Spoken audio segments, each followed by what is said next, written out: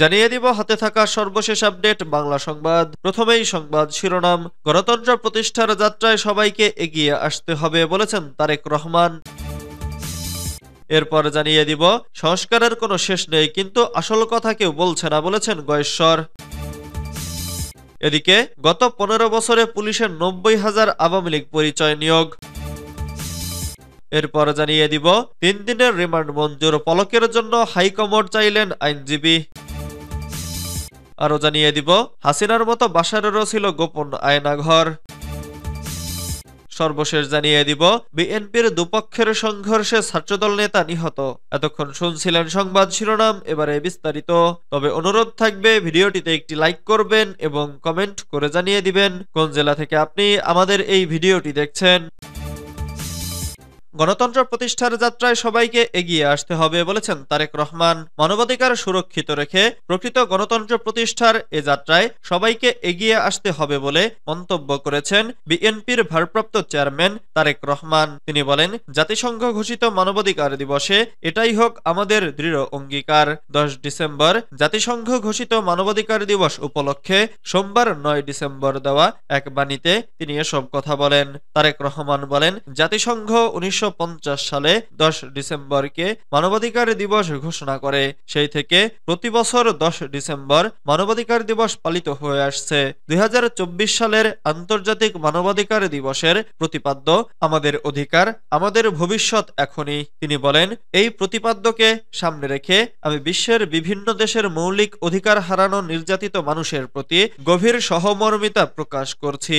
একই সঙ্গে বাংলাদেশ সহ পৃথিবীর কোথাও যেন ভবিষ্যতে আর কেউ মৌলিক অধিকার থেকে বঞ্চিত না হন, সে লক্ষ্য বাস্তবায়নে একটি ন্যায়নিষ্ঠ ও জবাবদিহিতামূলক রাষ্ট্র ব্যবস্থা গড়ার প্রত্যয় ব্যক্ত করছি। বিগত দিনে বাংলাদেশে দীর্ঘ একদলীয় শাসনের কালো অধ্যায় পার করেছে বলে উল্লেখ করে বিএনপির শীর্ষ এই নেতা বলেন, মানুষের অধিকার হরণ করা হয়েছিল, গণতন্ত্রকে ধ্বংস করা হয়েছিল এবং রাষ্ট্র ব্যবস্থাকে ব্যক্তিগত ক্ষমতায়নের জন্য ব্যবহার করা হয়েছিল।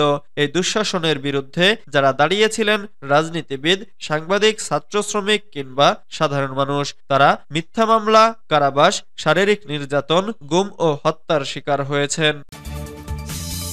সংস্কারের কোনো শেষ নেই, কিন্তু আসল কথা কেউ বলছে না বলেছেন গয়েশ্বর। বিএনপির জাতীয় স্থায়ী কমিটির সদস্য গয়েশ্বর চন্দ্র রায় বলেছেন, সংস্কারের কোনো শেষ নেই, কিন্তু আসল কথা কেউ বলছে না, অর্থাৎ নির্বাচন নিয়ে সুনির্দিষ্ট কথা কেউ বলেন না। সোমবার 9 ডিসেম্বর জাতীয় প্রেস ক্লাবে সাহিত্যিক সাংবাদিক কালাম ফয়েজী রচিত নেতা ও কবি বই প্রকাশনা উৎসব উপলক্ষে বিজয়ের 53 বছর আমাদের অর্জন শীর্ষক এক আলোচনা সভায় তিনি একথা বলেন। আলোচনা সভাটির আয়োজন করে মুক্তিযুদ্ধের প্রজন্ম কেন্দ্রিক কমিটি। গয়েশ্বরচন্দ্র রায় বলেন, সব সময় সব দেশের রাজনৈতিক সমস্যার রাজনীতিবিদরাই সমাধান করেন। জাতীয় ঐক্য হয় একটা নির্বাচনের মধ্য দিয়ে, কিন্তু নির্বাচন নিয়ে সুনির্দিষ্ট কথা কেউ বলেন না। তিনি বলেন, আমাদের তো একটা ফরেন পলিসি আছে, আমরা বলেছি সকল দেশের সঙ্গে আমাদের বন্ধুত্ব, কিন্তু কোনো প্রভুত্ব না। শুধু ভারতের সঙ্গে নয়, পুরো বিশ্বের সঙ্গে আমাদের ফরেন পলিসি থাকতে হবে। ছোট বড় দেশ বলে কোনো কথা নেই, প্রতিটা দেশই কারো না কারো উপর নির্ভরশীল। আমেরিকা এত বড় একটা দেশ, তাদের অস্ত্র বানানো ছাড়া কোনো কারখানা নেই, কিন্তু তাদের পোশাক, অন্যান্য পণ্যের জন্য বিভিন্ন দেশের উপর নির্ভর করতে হয়। সুতরাং তারাও নির্ভরশীল কোনো না কোনো দেশের উপর। গত 15 বছরে পুলিশের 90,000 আওয়ামী লীগ পরিচয় নিয়োগ। গত 15 বছরে পুলিশ বাহিনীতে যে লোকবল নিয়োগ হয়েছে, তার মধ্যে 80 থেকে 90,000 লোক আওয়ামী লীগের বলে জানিয়েছেন ঢাকা মেট্রোপলিটন পুলিশের কমিশনার শেখ মোহাম্মদ সাজ্জাদ আলী। সোমবার 9 ডিসেম্বর সকালে রাজধানীর মিন্টো রোডে ডিএমপির মিডিয়া সেন্টারে মিট দ্য প্রেসে তিনি এসব তথ্য জানান। ডিএমপি কমিশনার বলেন, গত 15 বছরে পুলিশ বাহিনীতে যে লোকবল নিয়োগ হয়েছে, তার মধ্যে বেশিরভাগ আওয়ামী লীগের লোক। সে সময় তার পূর্বপুরুষের খোঁজ খবর নেওয়া হয়েছে, তার বাবা, দাদা এবং চাচারা কি করেন এসব খোঁজ নেওয়ার পর তাদের চাকরি দেওয়া হয়েছে। সে হিসেবে এ বাহিনীতে 2 লাখ পুলিশের মধ্যে 80 থেকে 90,000 ওই দলের লোকেদের নিয়োগ দেওয়া হয়েছে। এখন তাদের মানবিক বিবেচনায় বাড়ি চলে যেতে বলতে পারি না।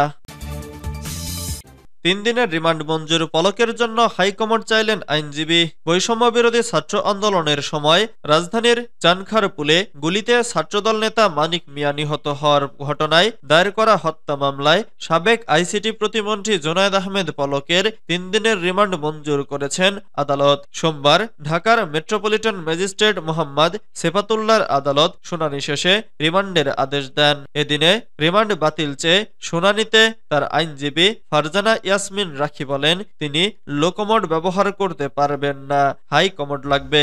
শুনানিতে আইনজীবী ফারজানা আরো বলেন, পলককে 46 মামলায় গ্রেফতার দেখানো হয়েছে। 31 দিন রিমান্ডে ছিলেন। গত 9 নভেম্বর যাত্রাবাড়ী থানার এক মামলায় তাকে রিমান্ডে নেওয়া হয়। সেখানে তিনি অসুস্থ হয়ে পড়েন। জরুরি ভিত্তিতে তাকে ঢাকা মেডিকেল কলেজ হাসপাতালে ভর্তি করা হয়। এর আগে আজ সোমবার তাকে আদালতে হাজির করে মামলার তদন্ত কর্মকর্তা শাহবাগ থানার এসআই শেখ শহীদুজ্জামান তার 7 দিনের রিমান্ড চেয়ে আবেদন করেন। রাষ্ট্রপক্ষে ঢাকা মহানগর public prosecutor Omar Faruk Faruki remand মঞ্জুরের পক্ষে শুনানি করেন। পলকের পক্ষে তার আইনজীবী ফারজানা ইয়াসমিন রাখি রিমান্ড বাতিল চেয়ে জামিন আবেদন করেন। মামলার অভিযোগে বলা হয়, বৈষম্য বিরোধী ছাত্র আন্দোলনের সময় গত 5 আগস্ট ঢাকার চানখারপুল এলাকায় মাথায় গুলিবিদ্ধ হয়ে প্রাণ হারান মুন্সিগঞ্জের ছাত্রদল নেতা শেখ মানিক মিয়া। এ ঘটনায় রাজু আহমেদ নামের একজন ঢাকার সিএমএম আদালতে শেখ হাসিনা সহ ৭৯ জনের বিরুদ্ধে হত্যা মামলা করেছেন। মামলার দ্বিতীয় আসামি পলক। গত 15 আগস্ট নিকুঞ্জ আবাসিক এলাকা থেকে পলককে গ্রেফতার করা হয়। হাসিনার মতো বাশারেরও ছিল গোপন আয়নাঘর। এটা যেন ঘটনার পুনরাবৃত্তি। সিরিয়ার সরকার পতন, ভাস্কর্য ভাঙচুর, বাসভবনে লুট থেকে শুরু করে গোপন বন্দিশালা। বলা হচ্ছে হাসিনা সরকারের গোপন বন্দিশালা আয়নাঘরের কথা। এবার সন্ধান মিলল বাশার আল আসাদ সরকারের পরিচালিত আয়নাঘরের, যে ঘরে বন্দী ছিল হাজারো মানুষ। বিদ্রোহীরা দামেস্ক দখল করার পর সামনে এসেছে এই গোপন বন্দিশালা। বাশার আল আসাদ সরকারের পতনের পরপরই বিভিন্ন কারাগার থেকে হাজারো মানুষকে মুক্তি দেওয়া হয়। মুক্ত হয়ে অনেকে আন্তর্জাতিক সংবাদ মাধ্যমের কাছে যেভাবে নিজেদের অভিজ্ঞতা বর্ণনা করছেন তাতে মনে হয়েছে এ যেন আরেক আয়নাঘর। মানবাধিকার সংগঠন সিরিয়ান নেটওয়ার্ক ফর হিউম্যান রাইটসের তথ্য অনুযায়ী আসাদের কারাগারে অন্তত 1,36,614 বন্দী ছিলেন। সিরিয়ার কারাগারগুলো ছিল বাশার আল আসাদের রেজিমকে টিকিয়ে রাখার অন্যতম মূল স্তম্ভ। মানবাধিকার সংগঠন হিউম্যান রাইটস ওয়াচ জানিয়েছে, সিরিয়ার সরকারি আটক কেন্দ্রে তীব্র নির্যাতন, অনাহার, প্রহার এবং রোগের ব্যাপক প্রমাণ আছে। একে মানবতাবিরোধী অপরাধ হিসেবে উল্লেখ করে হিউম্যান রাইটস ওয়াচ। বিএনপির দুপক্ষের সংঘর্ষে ছাত্রদল নেতা নিহত। মানিকগঞ্জের ঘিওরে আধিপত্য বিস্তার নিয়ে বিএনপির দুপক্ষের সংঘর্ষে উপজেলা ছাত্রদলের সাবেক সাধারণ সম্পাদক লাভলু আহমেদ নিহত হয়েছেন। এ সময় আহত হয়েছেন আরো 5 জন। সোমবার 9 ডিসেম্বর দুপুর 12টার দিকে উপজেলার বাসস্ট্যান্ড এলাকায় এ সংঘর্ষের ঘটনা ঘটেছে। নিহত লাভলু আহমেদ উপজেলার কাস্তা গ্রামের হালিম মিয়ার ছেলে। ঘিওর থানার ওসি রফিকুল আলম কালবেলাকে বিষয়টি নিশ্চিত করেছেন।